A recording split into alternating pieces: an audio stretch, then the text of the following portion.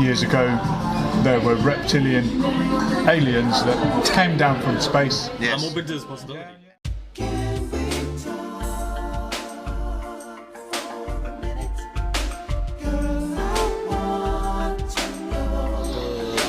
The interpretation and the relation with the dragons is very different from the west to the east. It's very different. You know, in China, for example, dragons were a symbol of power that people almost prayed to. Okay, and in they Europe, were as a good thing. Kind of. Okay. They were feared, but they were also, you know, positively respected. Maybe. Yes, I've heard respected there too. was serpent worship in a lot of cultures worldwide, but at especially some point it became an evil thing. Yeah. In the West, because in the West it was usually associated with an evil that should be overcome, that you should overcome. Like that's why we have the knight and the dragon, blah blah blah. They fight, you know. But you know, for example, with the Aztecs, they had Quetzalcoatl, the plumed serpent, which was very similar to a dragon. When the Spaniards came, they thought that it was Quetzalcoatl, and you know, when they started dying out of diseases, out of everything, they thought they were being punished. Okay. Now, of course, the answer is years ago there were reptilian aliens that came down from space. Yes. I'm open to this possibility. And we won this rebellion once, and that's when the concept turned into an enemy. There you go. Yeah, that's it. There you go. I'm open to the idea of ancient aliens. It reminds me of a guy who said he was an Anunnaki, which is kind of entities from the Sumerian mythology. Now we're talking. Yeah. How sure are you about this one? No, look, guys. Cut the mic. No, look, guys. It was really funny. Relax, Hillary. It was really funny because I was talking to this flat earth theorist guy, and you know, I was talking to him, and there was this guy. You know, who looked Persian. He spoke to the guy too. He said, "Oh, what are you talking about flat earth theory? It's preposterous. It's stupid." And I was like, "Yeah, man, you're right. Tell him." And then the guy was like, "Oh yeah, I descend from the Anunnaki, the the aliens that enslaved the humans, that created the humans to to mine gold, exactly, to mine ores for them." Does that make sense? Ooh. Intergalactic spaceships, no mining robots. The Nephilim are another entity, right? The Nephilim. But we like the immediate reaction is laughter, but you know there'll be some truth in this. This will have come from somewhere. I think that our history is much longer than what we have recorded right now, and I think that the possibility is very real that this is just another iteration of our civilization. Yeah. There's been I think fossils of human Homo sapiens found much longer back in the past than they thought initially was possible. There's 20 years ago. There's a place that's been recently discovered in Turkey. Yeah. I can't remember how to say it. I don't know how to say it, so it's a very famous place now. It's it was a place that was deliberately buried, and it's a massive site with megalithic stones, and it's 15,000 years old.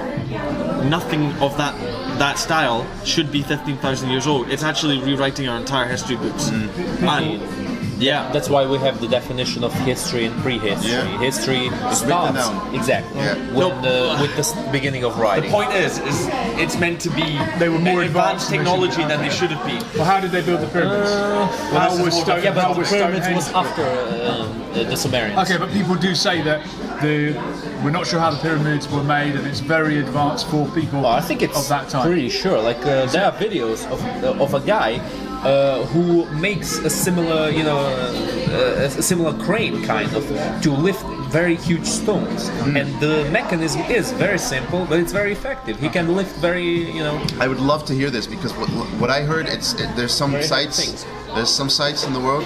You've heard Baalbek, Lebanon. That stone is unbelievably gigantic. No matter how big the crane is you make. The point is that we would have our modern technology would struggle to lift these things. Yes. That's our current cranes, that's a huge problem. Our current hydraulics would not be able to do it. So it points to a more advanced civilization thousands of years ago. And you know what else does? You know that there's recently been discovered under the Iceland, or is it Greenland? No, it's going to be Greenland. There's the ice shelf there. Mm-hmm. They've used ground penetrating radar, and they found an impact site of a meteor or a comet that coincides with the idea of a global flood, Yep. which would have melted that ice, flooded the planet, and wiped out civilizations that were there before. And it's meant to. The idea is that we had advanced civilization before that flood, and apparently all cultures of the world have this idea of this flood. There's a flood. That's no myth. After the Ice Age, there was a flood. Yeah. A lot of the ice melted. Yeah, right. Yeah, but the point after is the that Ice Age, we never discovered it. There's a huge crater under there Yeah. that was not discovered before. It answers this question. It might be. Bang, proof. It might be that could have been sort of a cutoff point. That there was a whole history before. That's it.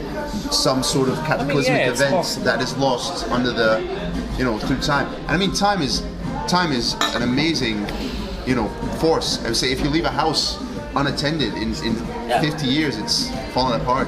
You know what I mean? It's said that the pyramids are designed to last eons. Yeah.